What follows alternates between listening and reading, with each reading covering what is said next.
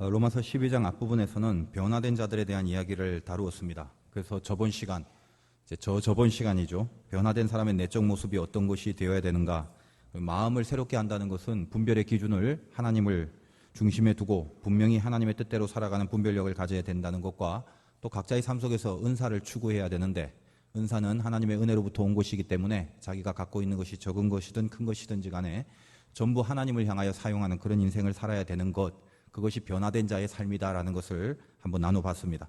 그런 내적인 변화가 있게 되면 그 다음에 그 내적인 변화가 분명히 있는 사람이 바깥으로 드러나는 어떤 행동들, 보여지는 행태들이 있을 것입니다. 그 외적인 모습이 어떤 것이 되어야 되는가라는 것을 오늘 본문에서 다루고 있다라고 생각을 하시면 됩니다. 우리가 변화가 되었을 때 결론적으로 우리의 외적인 모습이 어떻게 돼야 되나라는 것에 대한 주제가 오늘 말씀의 그 마지막 절에 21절에 이렇게 되어 있습니다. 악에게 지지 말고 선으로 악을 이기라. 이것이 변화된 자의 외적인 모습이 되어야 된다는 것입니다. 참 좋은 말씀인데 또 참 멋있는 말씀이긴 한데 사실은 그렇습니다. 악으로 악을 이기는 게 훨씬 더 쉽지 선으로 악을 이긴다는 게 절대 이것이 만만치 않습니다. 예를 들면 남이 나에게 욕을 했다면 그 욕보다 더 센 욕을 해서 그 남을 탁 밟아야 통쾌하고 시원한데, 남이 나에게 욕을 해버렸는데 그 욕을 듣고도 끝까지 나는 축복의 말 그리고 욕하지 않는 마음으로 상대방을 다루고 이긴다는 거, 이게 참 멋지고 거룩하긴 한데 이게 쉽지 않은 것이죠. 근데 그것을 하나님께서 요구하고 있습니다. 하나님의 요구이기 때문에 분명히 그래야 되긴 하는데, 근데 그게 그토록 어려운 이유가 무엇일까? 선으로 악을 이긴다는 것은 참 멋있고 동의하는데 그게 내가 막상 인생을 살아가면서 하나님이 요구하신 선으로 악을 이긴다는 게 참 힘든 그 이유가 뭘까라는 걸 한번 생각해 볼 필요가 있습니다. 왜 이게 힘들까? 한마디로 말하면 억울하다는 것입니다. 저는 이런 생각을 해봅니다. 신앙이 좋다는 게 뭐냐? 뭘 보고 신앙이 좋다고 얘기를 하느냐? 이랬을 때 다른 기도 열심히 하고 예배 많이 참석하고 이런 것도 중요한 내용 중에 하나겠습니다만 궁극적으로는 그런 거라고 생각합니다. 내가 주님 뜻대로 살면서도 억울해하지 않는 자가 그 자가 진짜 신앙이 좋은 자다라고 그렇게 생각을 합니다. 내가 물론 신앙으로 안 살겠다라고 얘기한다면 할 말은 없죠. 그건 자기 멋대로 살고 자기 성질 다 버리고 살면 되기 때문에 억울한 이유가 없는 거죠. 화가 날 뿐이지 억울하진 않죠. 자기 멋대로 살아가는 사람들은. 근데 내가 진심으로 신앙생활을 하려고 딱 마음을 잡는 그 순간, 이젠 내가 신앙생활 제대로 해야겠다라고 마음 잡았다고 해서 일사천리로 자기 삶 속에 늘 거룩과 경건과 평탄함이 지속될 거라고 생각해서는 안 됩니다. 믿음을 가지고 살아간다는 거, 그게 과연 뭘까라는 거 다시 한번 생각해 봐야 됩니다. 신앙생활을 한다는 것이 뭔가, 이걸 우리가 알고 신앙생활을 해야 되겠죠. 우리가 믿음을 갖고 살아간다는 게 뭐라고 생각하십니까? 여러분처럼 이렇게 의자에 앉아서 주일날 예배 드리는 거, 또 믿음의 내용이고 모습일 수도 있습니다만 이게 본질이고 이게 궁극의 믿음은 아닐 것입니다. 이 중에는 믿음 없이 앉아있는 사람도 왜 없겠습니까? 혹은 기도를 많이 한다, 하루에 3번씩 한다, 4번씩 한다. 이것이 믿음을 대변하는 내용일까? 도대체 믿음을 가지고 살아간다는 게 뭘까? 뜨겁게 기도만 하는 게 믿음일까? 기도로만 따진다면은 사실은 기독교가 기도의 종교이긴 합니다만, 제가 이렇게 쭉 세상의 종교를 한번 바라봤더니 오히려 기독교의 기도가 제일 미지근한 게 아닌가 이런 생각을 하게 됩니다. 세계 종교들 하다못해 미신 같은 걸 믿는 샤머니즘 같은 거 거기까지 안 가더라도 이단들만 이렇게 보더라도요, 사실은 그 기도하는 모습이나 기도에 쏟아붓는 시간이나 자세 같은 걸 가만히 보면 이게 거의 그 엘리야와 기도 싸움을 벌였던 바알과 아세라를 섬기던 우상 숭배자들, 날뛰고 펄쩍 뛰고 자기 몸을 가해하면서까지도 그렇게 몸부림치고 기도하는 그런 기도들, 그 우상 숭배하는 자들조차도 그렇게 기도를 하는데, 우리는 기도하라고 하면 자해는커녕 그냥 새벽에 새벽기도 나오기도 힘들어하는, 아침에 일찍 일어나는 것조차도 힘든 그 정도의 기도 생활을 우리는 하고 있지 않습니까? 비단 제가 여러 번 말씀드립니다만 이슬람 교도들 우리가 늘 욕할 것만 아니라 전 참 그 이슬람 교도들이 자세에서만큼은 우리가 정말 배워야 될 게 많다고 생각합니다. 식당에서 밥을 먹다가도 기도 시간이 되면 그 자리에서, 그 식탁에서 내려와서 그 자리에서 무릎을 꿇고 메카를 향해서 기도를 하는데, 우리 기독교인 중에 예를 들면 자기가 뜻을 정하여 난 몇 시부터 몇 시까지 기도를 해야 되는데 그 시간이 밥 먹는 시간이었다 그런다면 식당에서 그 무릎 꿇고 기도할 사람이 몇 명이나 되겠어요? 그게 낫다 좋다라는 것을 의미하는 것이 아닙니다. 적어도 자세와 내용과 열정에 있어서 기도 싸움을 한다면 우리 기독교인이 하고 있는 이 기도라는 게 이 세상의 종교에 비해서 그렇게 뭐 월등하거나 탁월하거나 많지는 않다라는 생각을 하게 되더라는 것입니다. 참 우리는 한량하게 그렇게 생활을 하는 것 같아요. 한량하게. 어떻게 보면. 근데 그럼에도 참 감사한 게 우리가 연약하고 부족한 기도를 한다 할지라도 이 기도를 받는 대상이 우리의 아버지 하나님이라는 게 그게 참 감사할 뿐입니다.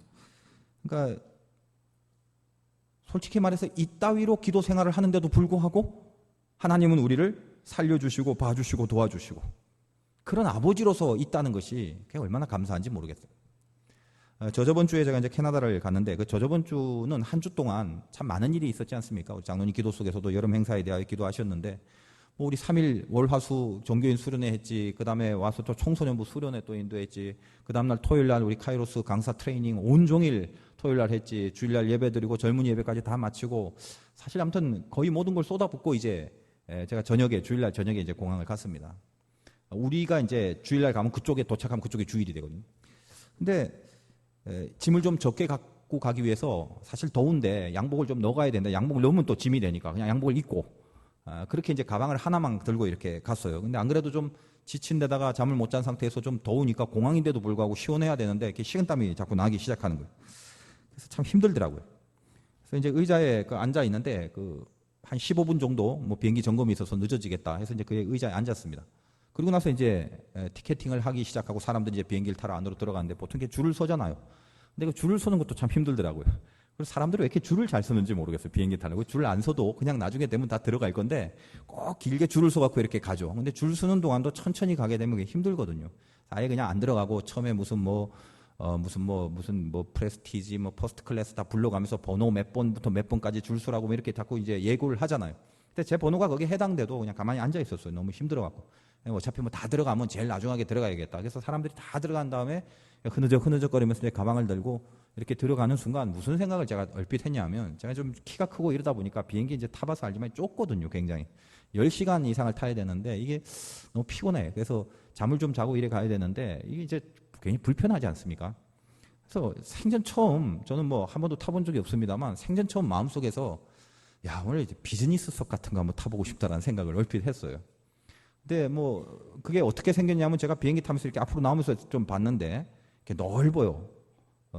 타보신 분이 계시는지 모르겠는데 넓고 길어서 다리를 쭉 펴게끔 돼서 제가 늘 나오면서 야 이거는 도대체 누가 타는 걸까? 이건 돈이 아마 많이 들 거야. 이런 생각을 이제 했던 적이 많아요. 근데 그 생각이 나는 거예요. 길게 한번 나도 이렇게 쭉 한번 누워서 좀 가고 싶다는 생각을 했어요. 살짝 스치는 생각 속에. 그리고 제가 거의 마지막 무렵으로 이걸 가방을 끌고 가는데 그 뭐 승무원이 이렇게 제 티켓을 이렇게 하더니 뭐 스태프들하고 조금 얘기를 하더니 스튜어디스가 저한테 와서 제가 그 일반석 원래 좌석이었는데 비즈니스석으로 업그레이드가 됐다는 거예요. 좌석이.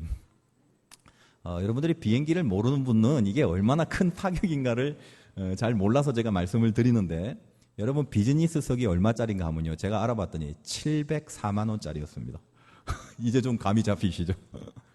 그거를 제가 그 혜택을 받은 거예요. 이유는 모르겠어요. 무슨 이유가 있는지는 모르겠지만 아무튼 제가 그 화들짝 놀라서 그때부터 피곤기가 싹 가시고 그 티켓을 들고 들어가는데 마음속에서 무슨 생각이 드냐면은 너의 작은 신음에도 응답하시는 그 찬양이 막 떠오르는 거예요. 그래서 잠깐 생전 처음 한번 그렇게 얘기를 한 거거든요. 정말 제가 마음이 너무 감사하고 안 믿는 사람은 우연이라고 하겠지만 우연히 한번 타보십시오. 일반석 끊고 비즈니스석 되는가. 참 너무 귀하고 감사한 마음이 있었는데 근데 이 비행기라는 게 보면요. 사람이 참 제일 불공평하고 참 인간이 이렇게 차별을 두는 것이 비행기구나라는 걸 알게 되겠더라고요. 들어갈 때도 돈 있는 사람 높은 좌석이 먼저 들어가요. 그리고 같은 비행기를 탄데도 통로가 두 군데라서 이쪽은 퍼스트 클래스라고 돼 있어요.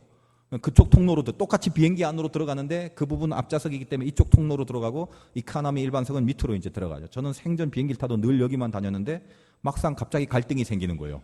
분명히 일반석 좌석을 끊었지만 업그레이드가 됐다는 걸 알고 들어가는 순간 이쪽 통로로 들어가야 되나 저쪽 통로로 들어가야 되냐.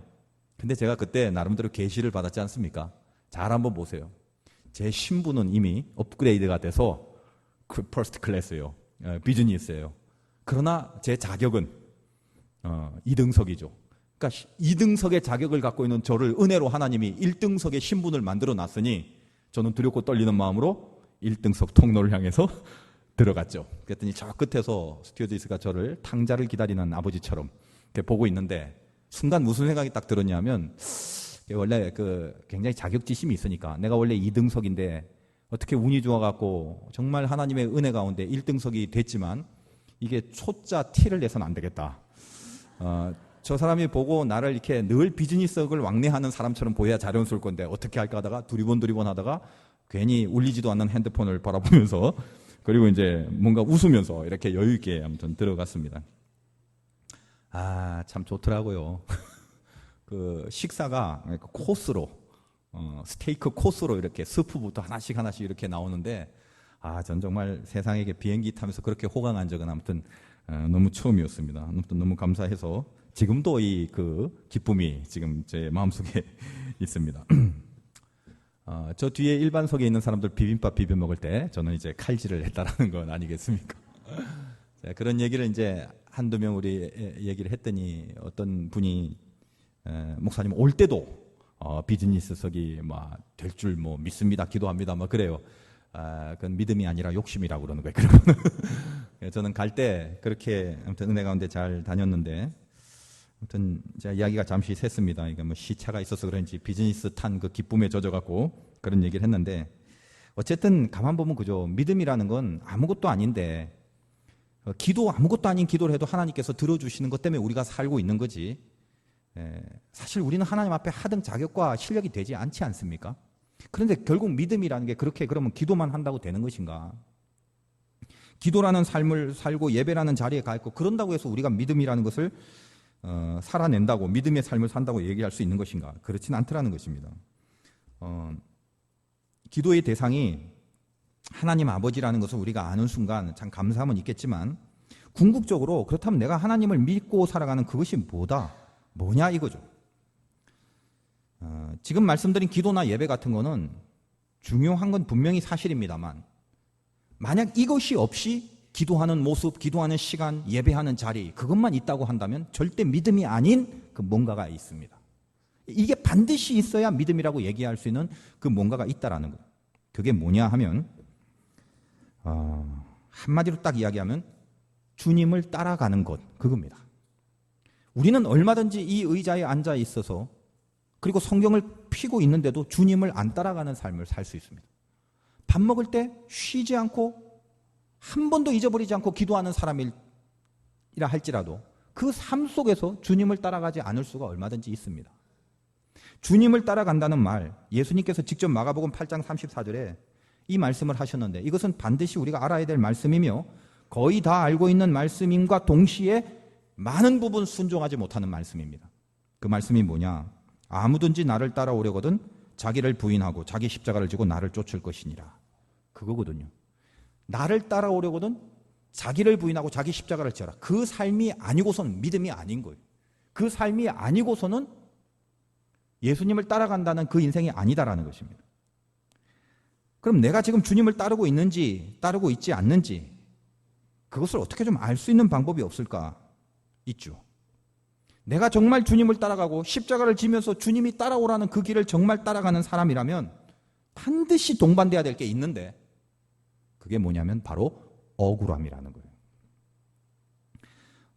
내가 억울함을 느끼고 살아가느냐. 여러분 신앙생활하면서 억울해 본 적 있어요? 내가 하나님의 길을 따라가고 믿음 생활을 하려고 노력을 한 결과가 내 뜻대로 되지 않아서 참 억울해 죽겠던 그런 경험을 혹시 하신 적이 있습니까? 그것을 하신 적이 있다면 참된 신앙의 세계에 들어가는 것이고 주님을 따라 나서는 길 속에 있다고 해도 틀림없습니다. 근데 오랫동안 신앙생활을 하면서 주님의 길을 따르기 위하여 한 번도 억울함을 감수한 적도 없으며 도대체 억울하긴 뭐가 억울한 거야 라고 생각을 하시는 분이 있다면 아직도 멀기만 하다고 보면 틀림없습니다.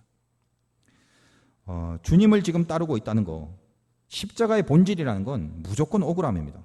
예수님 보십시오. 죄가 없었습니다.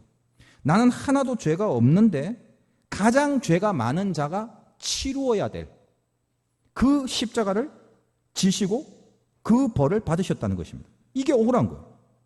근데 그 십자가를 지는 과정 가운데 어떤 반항도 어떤 거역도 그리고 어떤 변명이나 변호도 하지 않았습니다. 마치 도살장에 끌려가는 어린 양처럼 겟세마네 기도에서 하나님의 길을 따르기로 한 그 기도가 있고 난 다음에는 말없이 원망 없이 불평 없이 그 길을 계속 걸어가고 있다는 것입니다. 그래서 그 주님이 우리에게 물으십니다. 너도 이 길을 따라올 수 있냐? 너도 이 길을 나를 쫓아올 수 있냐? 그렇게 물으신다는 것입니다. 여러분, 그 길을 따라가면서 우리가 왜 억울합니까? 억울해하는 이유는 두 가지입니다. 크게 나누면. 첫째는 뭐냐면 알아주는 사람이 없었어요. 내가 십자가의 길을 가고 믿음의 길을 가는데 그걸 알아주는 사람이 없기 때문에 억울한 것이고, 또 두 번째는 내가 믿음의 길을 가려면 희생이라는 게 동반되는데 이 희생에 대한 대가와 보상이 없을 때 억울함을 느끼게 됩니다. 물론 전혀 믿음의 생활을 안 한다면 이런 억울함을 못 느끼겠죠. 이제 근데 내가 진짜 하려고 시작하는 그 순간 나에게 다가오는 억울함이 이 두 가지 때문에 느껴지더라는 것입니다. 알아주는 사람이 없다는 거 한번 봅시다. 믿음의 삶을 살고 나서의 문제인데 내가 이렇게 노력을 하는데도 왜 아무도 몰라주냐, 그런 거죠. 예를 들면 믿음의 생활을 살기 위하여 남을 구제해야 되겠다 해서 늘 구제하면서 살아갔던 어떤 사람이 있다고 칩시다. 그래서 그것이 주님의 뜻인 줄 알고 기쁨으로 하고 있었는데 평생 10원짜리 하나 안 쓰던 어떤 사람이 그냥 TV에 나오는 게 좋아서 그 10원짜리 하나 내고 불이웃 도왔답시고 TV에 한번 나오고 이 평생토록 예수 믿고 나서 잘 살기로 한 사람이 은밀하게 구제하는 것도 모르고 그 사람한테 가서 야, 너는 왜 인색하게 남도 하나 돕지도 않고 살아가냐라는 말을 한번 했다고 칩시다. 그랬을 때 이 억울함의 경지를 넘어선 좀 고수들은 그냥 씩 웃고 말 것이지만 이제 처음 신앙생활 잘하고 구제하고 살려고 그렇게 노력하고 애쓰던 사람한테는 그런 얘기를 딱 듣는 순간 이걸 몰라주는 것에 대한 억울함이 있는 것이죠. 주님 따라가려고 당한 억울함인데, 그런데 그러다 보면 이거를 극복하지 못하다 보니까 야, 내가 어떤 사람인 줄 알아? 하면서 그 억울함을 토로하게 되는 거죠. 너는 이제 기껏 그거 했지만 나는 이렇게도 하고 저렇게도 하고 뭐고 하고 뭐도 하고 그렇게 자기를 막 드러내고 나타내기 시작합니다. 억울함을 변명해야 되는 거죠. 제가 신앙생활을 하고 또 이렇게 점점 세월을 이렇게 지나가면서 여러분도 꼭 알아야 될 것이 있습니다. 아무리 눈물나게 아름다운 홍보들, 아무리 감동적인 사건들, 그렇게 우리 눈에 비춰진 것들이라 할지라도 오히려 그렇게 많이 비춰지면 비춰질수록 사실 속은 훨씬 더 뭔가 변질이 있고 또 뭔가 가짜의 모습들이 많다라는 것을 자꾸만 알게 됩니다. 그 말은 다시 말해서 정말 보석과 같은 것은 보이지 않는 곳에 있다는 것을 점점 느끼게 된다는 것입니다. 이런 어떤 기독교 세계 속에서도 마찬가지고, 저는 이제 목사다 보니까 어떤 목사님들이 설교한 것, 뭐 강의한 것 이런 거 많이 보죠. 그냥 틀기만 하면 나오는 것들, 그냥 딱 보기만 하면 아, 레파토리가 어떻고 이 사람이 뭘 했고 뭐 어떤 식으로 구제를 하고 살고 뭐 어떤 선한 일을 하고 어떤 거룩한 일을 하고 뭐 어떤 정결한 일을 하고 이것이 뻔히 막 드러나고 있는 그런 것들은 사실은 가만히 보면 사실은 그것은 억울할 이유가 없는, 오히려 그런 것을 통하여 많은 사람들을 통해 이미 영광을 다 받아버리고 칭찬을 받아버린 퇴색된 것들이 많더라는 걸 알게 됩니다. 그러니까 진짜는 사실 잘 드러나지가 않더라는 거예요. 보석과 같은 건 항상 숨어 있어서 굉장히 많은데 드러나지만 않을 뿐이라는 거예요. 저는 기독교에 희망이 없다라고 하는데 그렇게 생각하지 않습니다. 우리 눈으로 보여지는 이 매체에 보여지는 것들이 워낙 퇴색하고 타락하니까 전체가 그렇게 보이는 거지만 항상 바알에 무릎 꿇지 않은 7천인은 언제든지 주님의 섭리 안에 있다라는 것입니다. 저는 그들이 하나님의 나라를 움직인다고 생각하고 드러나지 않고 보이지 않는 그것이 진심으로 하나님 앞에 붙잡혀서 주님의 뜻에 합당한 삶을 살아가기 때문에 기독교의 역사가 아직도 건재하다고 저는 그렇게 믿고 싶고 또 믿고 있다라는 거예요. 그런 의미에서 이 억울함이라는 게 어떤 것입니까? 주님을 따라가려고 당한 억울함이라는 것은 세상 사람들이 몰라줘도 주님만 알아주면 되는 거죠. 이런 말 얼마나 많이 합니까, 여러분들? 그거 다 알잖아요.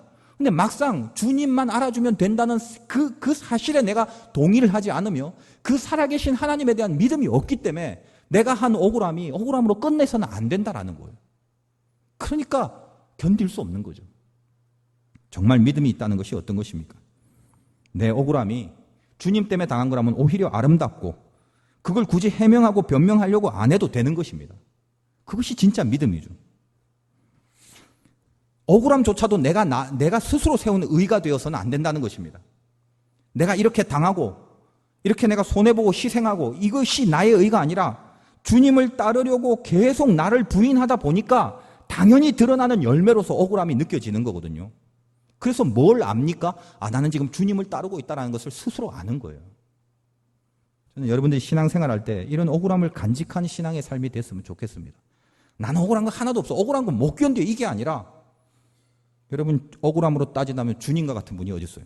그분을 따른다면서요. 그게 진짜 신앙이라면 내가 하나님 때문에 당할 억울함을 감수하는 게 제일 중요한 거 아니겠습니까?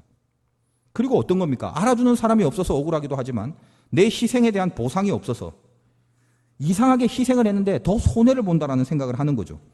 하나님 믿고 이제 잘 한번 살아봐야지 믿음으로 하고 나름대로 시간도 바치고 물질도 바치고 열심도 바치고 섬기고 봉사하고 헌신하고 그랬는데 이상하게 더 가난해지고 이상하게 더 아프고 뭔가 일이 잘 안 풀리고 더 많은 사람들의 지적을 받고 이곳저곳에서 자꾸만 어떤 군소리들이 들리고 일을 안 하면 될 건데 괜히 일하는 바람에 이 모양 저 모양으로 말을 많이 듣는 데서 느끼는 억울함이 있겠죠. 근데 그때 다시 한번 주님을 생각해 보자라는 거예요. 주님이 능력을 많이 베푸셨습니다. 일을 안 하면 되는데 능력을 많이 베푸셨습니다. 많이 구제했습니다. 많은 병을 고쳤습니다. 악한 권세를 물리치고 그랬다는 거예요. 근데 결론은 뭐예요? 보상이 아니죠. 세상적으로 봤을 때 발가벗기고 채찍에 맞고 칼로 찔리고 침뱉음과 욕과 조롱을 당하고 결국은 죽는 자리로 가서 피를 흘리셨습니다. 무슨 보상이나 무슨 기대가 거기에 있었겠습니까? 무슨 보상과 기대를 갖고 그 길을 가셨겠습니까? 아니었죠. 마지막 달려 죽으시는 그때에 하시는 말씀, 아버지여 저희를 사하여 주시옵소서. 평생 영혼 구원을 그의 사명으로 여겼던 그 사명에 죽을 때까지 붙들리는 그 모습이었잖아요. 하나님 내가 하나님 뜻 따른다고 이것도 하고 저것도 하고 이렇게 했는데 왜 나를 죽이셔요가 아니라 끝까지 아버지여 저들을 용서해 달라는 자신의 사명에 붙들려서 인생을 마감하지 않습니까? 그리고 뭐라고 고백을 합니까? 가상 7원에 보면 아버지여 내 영혼을 당신의 손에 맡깁니다. 어떤 내 손에 쥐어지는 세상의 보상과 대가가 아니라 이 억울함을 감수하여 결국은 하나님 자체를 얻어내는 결론이죠. 내 영혼을 주님께 맡긴다라고. 진짜 신앙 아니겠습니까? 참 어렵죠. 저도 말은 이렇게 해도 이렇게 모든 억울함을 감수하고 주님을 따라간다는 게 이게 보통 힘든 일이 아닌지라 아마 평생을 다 해도 반도 못 갈 것 같아요. 그러나 우리 모두가 적어도 알아야 될 건 뭐냐면 방향은 잡고 있어야 되겠죠. 뭐가 신앙인지 뭐가 믿음인지 일단 목표를 정해놓고 그 길로 열심히 달려야 될 것 아니겠습니까? 그 방향마저 틀려버린다면 그 방향마저 달라진다면 그때부터 우리 신앙이라는 것은 힘들게 되는 것입니다. 진짜 신앙을 내가 살아보겠다라고 결심할 그때부터 처음 닥치는 싸움이 바로 이 억울함입니다. 정말 신앙생활을 해야 된다라고 생각한 그때부터 당하는 것이 억울함이라는 거예요. 이걸 만약에 못 느껴본 사람은 두 가지예요. 도를 완전히 터버린 고수들이거나 아니면 아직 입문조차 안 하신 분이라 생각하면 됩니다. 신앙이라는 거 쉽게 말해서 참 사소하고 하찮은 건 별거 아닌 것에 주님의 나라를 걸 줄 아는 그 마음이거든요. 하나님은 우리들에게 너는 저 세상의 빛과 소금이 되라. 그렇게 얘기를 하셨어요. 어디 땅굴 파고 동굴 속에서 빛과 소금이 되라. 저 높은 절벽 위에서 혼자 사는 무인도에서 빛과 소금이 되라. 그러지 않았죠. 복잡하고 그냥 지지고 볶아대는 그 사회, 내 직장, 내 가정, 문제투성인 그 현장 속에 들어가서 수많은 사람들과 비비면서 살아갈 때에 거기서도 빛과 소금으로 살 수 있겠냐? 그걸 물으시지 않습니까? 그러니 얼마나 힘들어요. 진짜 신앙이라는 건 무엇입니까? 아프리카 오지 가서 선교하고 뭘 얼마나 띠뛰고 전도하고 돌아다니고 그런 것도 분명히 신앙이긴 맞습니다만 정말 중요한 것은 내 삶 속에서 이 세상에서 항상 아무것도 아닌 일에 빛과 소금 그 역할을 해내는 거 아니겠습니까? 오랫동안 신앙생활하면서 집사, 권사, 장로, 때로는 목사, 선교사, 전도사가 되고 그런 자리에 있으면서 내가 이곳에서 기도하고 여기서 얼마나 오랫동안 기도를 했는지 예를 들면 어떤 예배의 자리가 있고 기도의 자리가 있다고 칩시다. 저번에도 한번 말씀드린 것 같습니다만 난 여기서 평생 동안 몇십 년 동안 집사, 권사, 장로, 목사, 선교사가 될 때까지 여기서 기도했다. 여기는 내가 기도하는 은혜로운 자리다라고 늘 부르짖는 그런 사람이 있다고 칩시다. 통성으로 기도하고 방언으로 기도하고 근데 어느 날 갑자기 봤더니 이제 얼마 갓 다닌 지 안 된 초신자가 새파란 초신자가 내 자리에 앉아갖고 오징어 땅콩을 계속 까먹고 있는 거예요. 이거는 내 자리입니다. 제가 기도하는 자리니까 비켜주세요. 그랬더니 이게 얼마나 영험한 자리며 안심과 평안을 자리인지를 모르는 이해가 안 되는 초신자들은 눈을 흘기면서 교회에 무슨 자리가 있나요? 기도원에 무슨 지자리가 있나요? 뒤에도 자리 많은데 저리 가세요. 내가 먼저 왔으니. 그런다 할지라도 그 째려보는 초신자에게 축복의 마음까지는 가지 않다 할지라도 꼭 참아 누르고 표정 관리해가면서 예, 제가 여기 기도 많이 해서 은혜 받은 자리니까 오늘 당신이 꼭 여기서 은혜 받길 바랍니다. 샬롬 하고 웃어줄 수 있는 것을 신앙이라고 하는 거예요. 그게 그렇게 어려운 거예요. 근데 아프리카 선교사로 가는 것보다 어려운 게 그거라는 걸 아십니까? 우리는 지금 무슨 신앙생활을 하고 있는지 모르겠어요. 어떤 게 믿음인 줄 알고 살아가는 건지 모르겠다라는 거예요. 모순 덩어리다. 우리 화두교회 교인들 말고요. 이 두 가지를 극복해야 됩니다. 어차피 주님의 길을 가려면 남이 나를 못 알아준다는 것에 대한 억울함을 넘어서야 되고 내 희생에 어떤 손해라도 내가 감수할 수 있는 보상이 없는 것에 대하여도 용기를 잃지 않는 그걸 감수해내야 되는데 이걸 극복할 수 있는 궁극의 힘이 뭘까? 뭘 붙잡고 있어야 이것을 극복해낼 수 있을까? 한 가지 아닙니까? 하나님을 진짜 사랑하는 거죠.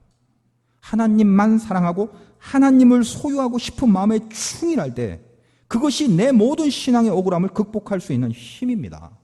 그거 외에는 극복이 안 돼요. 이 억울함은. 그래서 모름지기 신앙이라는 것은 항상 인간과의 관계 속에서 흘러나오는 것이어야 된다는 거죠. 하나님을 진짜 사랑한다면 이웃을 사랑해라는 이 십자가가 작대기가 두 개가 있어야 하나지 따로따로 놓을 수는 없는 거예요. 하나님 사랑과 사람 사이의 사랑 이 두 가지가 항상 그 인티그레이션이 돼야 된단 말이에요. 안에서 이렇게 통합이 돼야 된단 말이에요. 통합. 근데 그러지 않고 그저 하나님 사랑은 잘하는데 난 이웃 사랑이 안 돼요. 그건 하나님 사랑을 진짜 하는 게 아니란 말이에요. 관계 속에서 다 드러나게 돼 있습니다. 정말 변화된 사람은 보여지는 인간의 관계 속에서 이 세상의 속에서 자기 신앙이 뭔가가 다 나타나게 돼 있다는 거예요. 착각하시면 안 됩니다. 신앙을 왜곡해서는 안 돼요. 주님의 말씀에 집중하셔야 된다는 것입니다. 그러므로 오늘 하나님이 너희들 진짜 변화됐냐? 그럼 이제부터 이렇게 한번 살아라. 그래야 진짜 변화된 자의 신앙이다. 억울함 감수하고 이제부터 너희는 이렇게 살아라. 첫째, 먼저 다가서라. 9절부터 10절입니다. 사랑에는 거짓이 없나니 악을 미워하고 선에 속하라. 형제를 사랑하여 서로 우애하고 존경하기를 서로 먼저 하며. 우애, 존경 이런 단어는 세상에도 있는 단어죠. 이 중에 제일 중요한 단어가 뭐냐면 서로 먼저가 중요합니다. 우애와 존경을 누가 먼저 한다? 내가 먼저 한다는 거예요. 그게 먼저 다가서는 것입니다. 이 억울함을 극복하고 감수할 수 있는 그 힘이 하나님을 사랑하는 데 있고 진짜 믿음에 있기 때문에 만약 먼저 하라라는 말 속에 들어가 있는 것은 무슨 의미냐면 상대방의 조건을 봐가면서 하라는 게 아니에요. 제가 사랑할 만하고 제가 뭔가 우애를 돈독히 할 만한 조건과 이유가 있을 때 그걸 발견하고 거기에 맞게끔 내가 대응하는 건 세상 사람이죠. 우리는 뭐라고요? 먼저 다가가라. 그 말은 상대의 조건을 보지 말라는 거예요. 상대방이 어떤 상태든지 간에 하나님 말씀에 순종하여 네가 먼저 가서 사랑과 우애와 존경의 말을 하라라는 거죠. 그걸 어디서요? 저 머나먼 데가 아니라 지긋지긋한 현실 속에서. 여러분 가정에서 부부지간에 부모와 자녀 사이에 형제지간에 친척지간에 교우들 가운데 속도원들 사이에서 예를 들면 싸웠다. 그때 상대방의 상태를 봐가면서 다가서야지. 틀렸다는 것입니다. 그 상대방의 상태를 보는 건 세상 사람들이 그렇게 하는 거예요. 그래서 세상 사람들도 화해 잘해요. 상대방의 상태를 봐가면서. 하나님이 우리에게 원하시는 건 뭐예요? 정말 주님의 길을 따라간다고? 정말 변화됐냐? 조건 보지 말고 먼저 다가가라. 여러분 이 말씀에 순종해야 우리가 신앙으로 사는 거란 말이에요.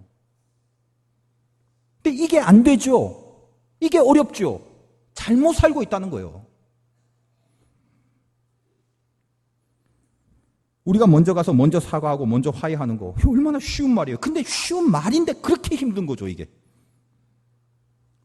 물론 속으로 억울해할 겁니다. 왜요? 다 이 생각을 해요. 내가 잘못한 게 없는데, 내가 틀린 게 없는데, 그러니까 맞는 사람이 없어요.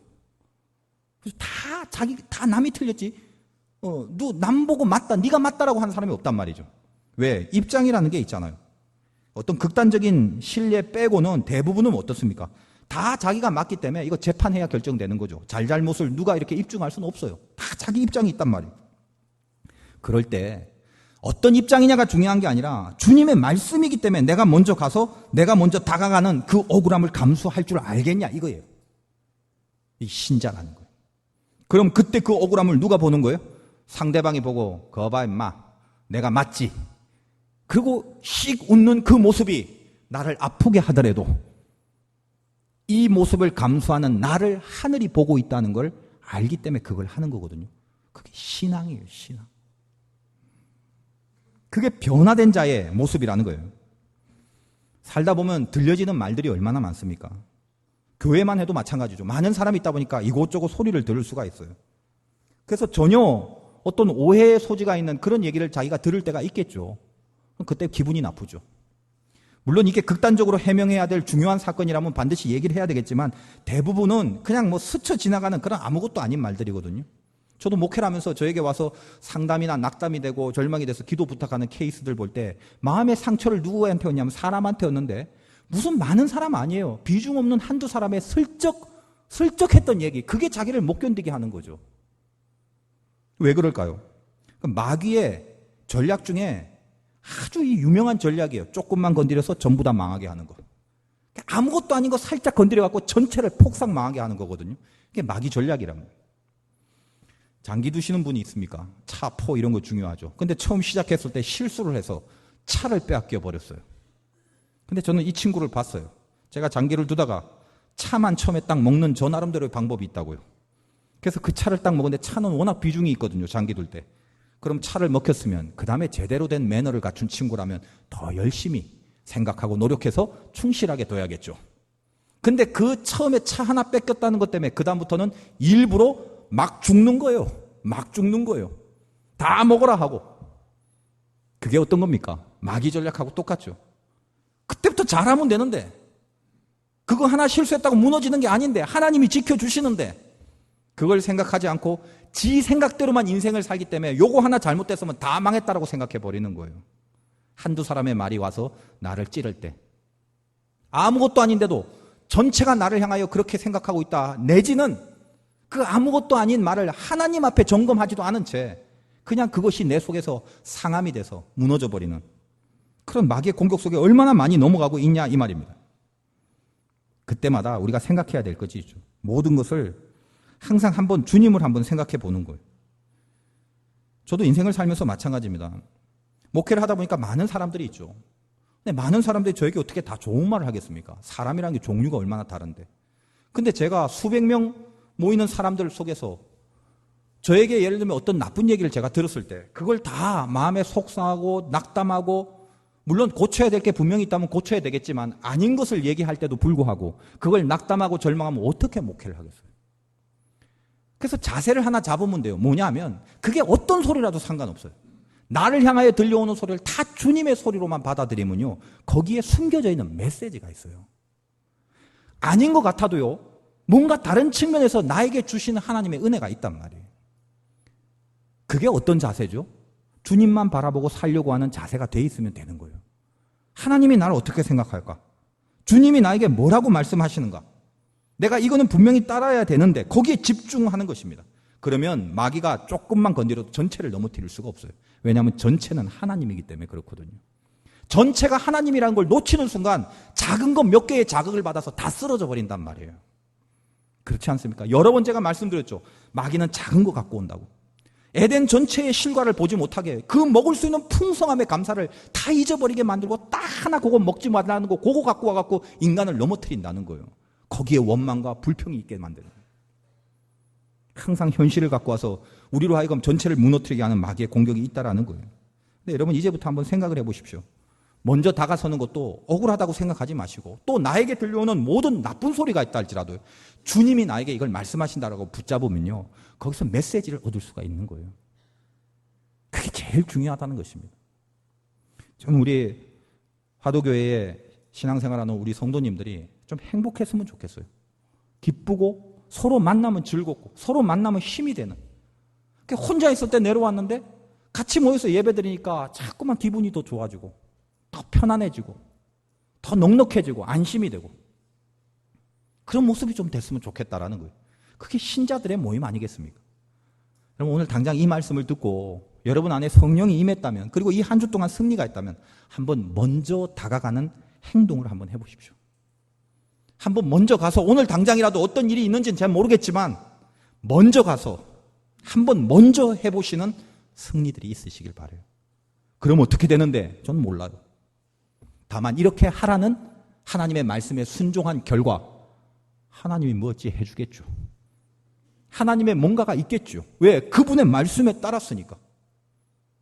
그게 중요한 것입니다. 어떻게 바뀔지, 그런다고 해서 뭐가 되나 이런 생각하지 말라는 거예요. 순종은 말씀에 따를 뿐입니다. 그 다음은 하나님이죠. 그래서 오늘 말씀 저 뒤편에도 그리스도인의 생활 중에 무엇이 있습니까? 사랑하는 자들아 19절에 너희가 친히 원수를 갚지 말고 하나님의 진노하심에 맡겨 기록되었을 때 원수 갚는 것이 내게 있단다. 내가 갚으리라고 주께서 말씀하신다. 네가 손대지 마라. 너는 순종만 해라.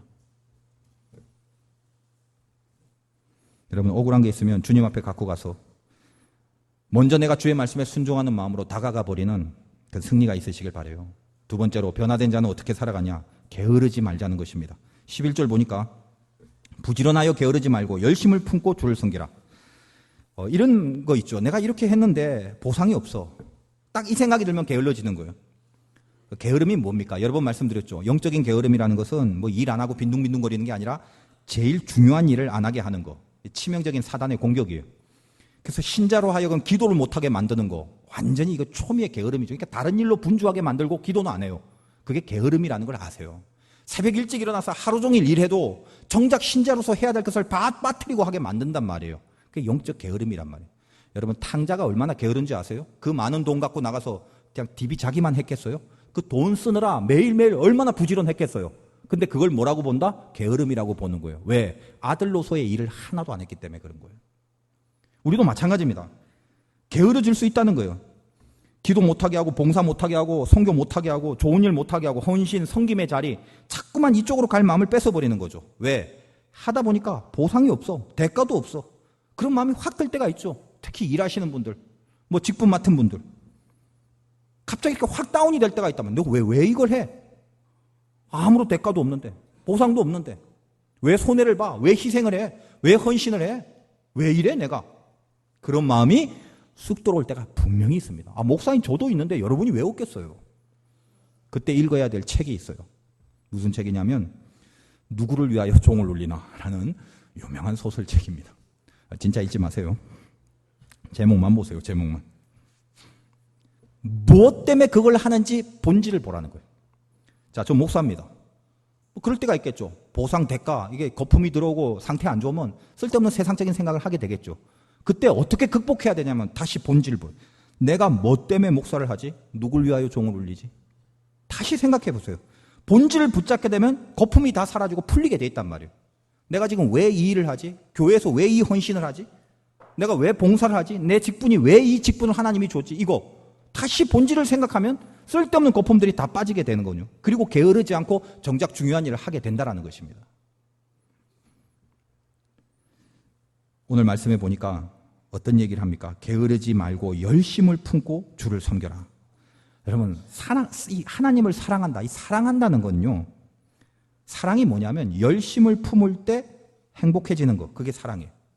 그래서 내가 하나님을 사랑하면 하나님을 향한 열심이 막 우러나올 때 이게 누가 시킨다고 해서 하는 것이 아니라 하나님을 사랑하기 때문에 하나님을 향한 열심 때문에 행복해지는 거거든요. 목회 힘들다 하는데 저는 굉장히 행복하죠. 왜? 제 행복은 육신이 피곤한 게 뭐 그런 게 중요한 게 아니라 하나님을 향한 열심을 부릴 때 하나님을 사랑해서 오는 행복이 있거든요. 대가가 없고 보상이 없고 뭐 세상적인 게 주어지지 않는다 해도 그게 중요한 게 아니라 그냥 하나님을 사랑하기 때문에 그분의 이름을 건 열심을 낼 때 행복할 때가 있다는 거예요. 그게 죄의 행복이죠. 그 죄의 행복만이겠습니까? 모든 신자들의 행복이 그거죠. 하나님의 자녀들의 행복이. 이 세상에 뭔 행복이 그렇게 있겠어요? 아시다시피. 여러분의 열심을 억울해하지 마십시오. 나 이거 해서 뭐 한다고 이런 생각을 하지 마십시오. 차라리 오히려 열심이 없을 때 그 열심 없는 내 영혼을 안타까워할 줄 아는 게 그게 믿음입니다. 여러분 혹시 이 말씀을 다시 붙잡고 그래 선으로 악을 이겨야 되는데 혹시 내가 게을러져 갖고 열심히 사라졌다면 다시 한번 하나님 사랑하는 마음으로 열심을 품어볼란다. 여러분 그 마음이 이 예배 가운데 들기를 바라요. 저는 예배를 믿습니다. 제가 무슨 설득을 하고 이해를 시켜서 되는 것이 아니라 참 맹한 마음으로 왔고 때로는 무너지는 마음으로 왔고 때로는 어두운 마음으로 왔고 꽉 막혀서 아무것도 들어오지 않을 것 같은 그런 답답한 마음으로 오고 현장은 슬픔 덩어리인데 왠지 여기서 감도는 기쁨이 생길 때가 있거든요. 급하고 강한 바람처럼 성령의 임재가 있을 때가 있다고요. 정말 막연해서 대책이 없는데 갑자기 이 속에서 소망이 확 생길 때가 있거든요. 내가 네 뒤에 있잖아. 막 이 말이. 너 못 봤지? 난 네 옆에 있는 거 다시 한번 느껴봐. 네 손 누가 잡고 있니? 내가 잡고 있잖아. 그때 생기는 안심과 평안함. 이게 라이브 은혜죠. 라이브. 저는 이 예배를 믿습니다. 여러분 마음속에 다시 한번 열심히 생기고 주를 향한 중요한 일에 다시 한번 부지런을 낼 수 있는 에너지가 주께서 여러분에게 주실 때 다시 일어날 수 있다는 걸 믿는다는 거예요. 여러분의 신앙생활에 게으르지 않기를 바라요. 마지막으로 기도가 중심추가 되게 하라는 거예요. 오늘 말씀의 12절에 보니까 소망 중에 즐거워하며 환난 중에 참으며 기도에 항상 힘쓰며. 당연한 말이죠. 소망이 있으면 즐겁고 환난이 있으면 자폭하지 말고 참아내야 되고. 그러니까 때에 따라 다 다릅니다. 소망이 있을 때도 있고 환난이 있을 때도 있고. 환난이 있는데도 불구하고 13절에 보니까 성도들의 쓸 것을 공급하고 손 대접하기를 힘쓰라. 직호가 석자인데도 불구하고 일상에 벌어지는 모든 일 속에서 하나님의 사람으로 이렇게 반응하는 모습들이 보이죠. 이럴 때는 이렇게 하고 저럴 때는 저렇게 하고 이럴 때는 저렇게 하고 이럴 때는 저렇게 하고 하는 이 모든 것을 그렇게 할 수 있는 중간 항상 이게 있어야 그게 가능하다는 거예요. 항상 뭐가 있다고요? 기도에 항상 힘쓰며. 그래서 기도라는 중심추가 이렇게 속에 있으면요, 이 기도가 있어야 소망이 있을 때 즐거움을 누릴 줄 알고, 기도가 있어야 환난이 있을 때 자폭하지 않고 인내할 줄 알고, 기도가 있을 때 내 코가 석자라도 손님을 대접하는 그 마음가짐이 생길 수 있는 거예요. 근데 기도가 없어져 버리면 소망이 있어서 즐겁지가 않아요. 우리 하나님의 자녀이기 때문에 하나님과의 네트워킹이 딱 떨어져 버리면 어떤 것도 사실은 의미가 없어요. 나 하나님 없이도 편안하고 행복한데 그건 가짜예요. 그거는. 여러분이 하나님과 멀어질 수는 있어도요, 멀어질 때 슬픔이 있고 불안함이 있고 두려움이 있죠. 그게 은혜인 줄 아십시오. 물론 그렇게 영원히 멀어지면 안 되겠지만 기도의 중심이 있으면 이 모든 것에 어떤 때라도 다 그때그때마다 하나님이 원하시는 것을 할 수 있는 무게중심이 생기더라는 것입니다. 그럼 내 삶의 중심추가 기도에 그 붙들려 있는지 없는지 어떻게 아느냐? 그거 뭐 가르쳐 드릴 필요 없어요. 자기가 잘 알아요. 지금 당장 생각해 보세요. 내 마음에 기도의 중심추가 있습니까? 내 중심추가 기도 맞아요? 맞아요. 그러면 다 맞는 거예요. 근데 벌써 떠났어요. 그럼 떠난 건 맞아요. 그건 자기가 알아요. 그럼 어떻게 해야 되나? 소망을 어떻게 찾을까? 환난을 어떻게 이길까에 골몰하지 말고 빨리 중심추부터 만드셔야 돼요. 오뚜기를 보십시오. 넘어졌을 때 일어나는 이유는 딱 하나밖에 없어요. 중심추. 흔들릴 수는 있어도 쓰러지질 않죠. 다시 설 수 있는 거. 그게 기도라는 거. 주님이 그 억울한 십자가의 길을 순종하며 갈 수 있었던 궁극의 에너지가 어디서 나온 거냐면 겟세마네 기도 아닙니까? 그 기도 속에서 중심을 딱 잡자 그 다음에 어떤 일이 벌어지더라도 흔들리지 않죠. 그 길을 가게 되죠. 그게 기도의 위력이라는 거예요. 영적인 위력이 생기게 되지 않습니까? 우리도 소망이 뭔지 환난이 뭔지 이런 거에 골몰해서 확산되지 말고 내 안에 영적 겟세마네, 도대체 이 겟세마네 기도가 어디가 있는지 그거 찾아야 됩니다. 때로는 한번 땀이 피가 되듯 기도도 해보고 내 인생의 운명이 바뀌는 힘이 거기에 있는데 왜 기도 없이 일을 하려고 그러고 뭐 믿고 기도 안 하며 그냥 천반직축으로 날뛰기만 하지? 내 중심은 하나도 기도 속에서 무게중심이 없는데도 불구하고 휘청거리면서 괜히 피곤한 인생만 살면 안 된다는 거예요. 다른 거 하지 마세요. 내가 지금 보고 중심추가 없으면 빨리 들어가세요. 새벽에 일어나서 멀더라도 새벽기도 나오고 철야기도도 나오고 그냥 교회 와서 하나님 앞에 좀 울부짖기도 하고 예수님처럼 땀 찔찔 흘려가면서 기도도 좀 하고 그러면 바뀐다는데 왜 안 하냐는 거죠. 거기서 치유가 일어나고 거기서 신비한 하나님의 붙드심이 있는데 마귀가 그 믿음을 자꾸만 뺏어가니까 그게 해결인데 그 해결의 방법을 기억하지 못하게 하는 거죠. 자기 방법대로 또 하려고 그러고 자기 생각대로 하려고 하고 하나님의 자녀인데 세상의 자녀답게 살라니 이것도 안 되고 저것도 안 되는 거 아니겠습니까? 우리는 우리가 살아가야 될 법이 있는데 회복하세요. 기도의 중심추만 있으면 다 일어날 수 있습니다. 기도가 해결하지 못할 게 없단 말이에요. 기도는 모든 걸 해결합니다. 모든 것을 가능하게 하는 것이 기도입니다. 불같은 확신으로 들어가면 우리의 기도를 하나님이 사용하신단 말이에요. 하나님 내 기도 좀 사용해 주세요. 그렇게 울부짖는 그런 믿음의 확신이 있는 기도들, 그런 게 이 재단에서 좀 넘쳐나기를 원한다는 거예요. 여러분이 이런 기도에 붙잡히기만 하면 그 다음부터 14절과 21절은 인생의 이 파노라마가 얼마나 마귀가 싫어하는 하나님이 좋아하시는 것으로 쫙 전개되는지 한번 보십시오. 억울함을 다 넘어설 수 있어요. 이렇게 하면 너희를 박해하는 자를 축복하라. 14절 저주하지 마라. 이게 가능해진다니까요. 즐거워하는 자들과 함께 즐거워하고 우는 자들과 함께 올라. 어떤 경우라도 하나님이 원하신 대로 반응을 하죠. 항상 낮은 데 처하며 스스로 지혜 있는 척 안 하고 교만하지 않고 악을 악으로 갚지 말고 모든 사람 앞에 선한 일을 도모해라. 할 수 있거든 더불어 화목하라. 사랑하는 자들아 친히 원수를 갚지 마라. 원수는 내게 있다. 하나님이 갚는다. 하나님이 다스린다. 20절에 네 원수가 줄이거든 먹이고 목마르거든 마시게 해라. 그러함으로 원수가 뭐예요? 마귀가 보니까 악한 게 아니라 선으로 악을 갚네. 네가 숯불을 그 머리에 쌓아놓으래. 이 숯불을 머리에 쌓는다는 말은 창피하게 만든다는 거예요. 나는 저렇게 악하게 했는데 선하게 나에게 다가오므로 어떤 생각을 하게 됩니까? 내가 지금 과연 이 악함을 선으로 다가오는 저에게 내가 지금 이 모양밖에 안 됐던가? 난 이렇게 불쌍한 사람이었던가? 난 이렇게 안 될 사람이었던가? 스스로 창피한 굴욕을 느끼게 하는 거예요. 그렇게까지 만든다는 거예요. 세상이 우리를 방에서 경외하게 만드는 것.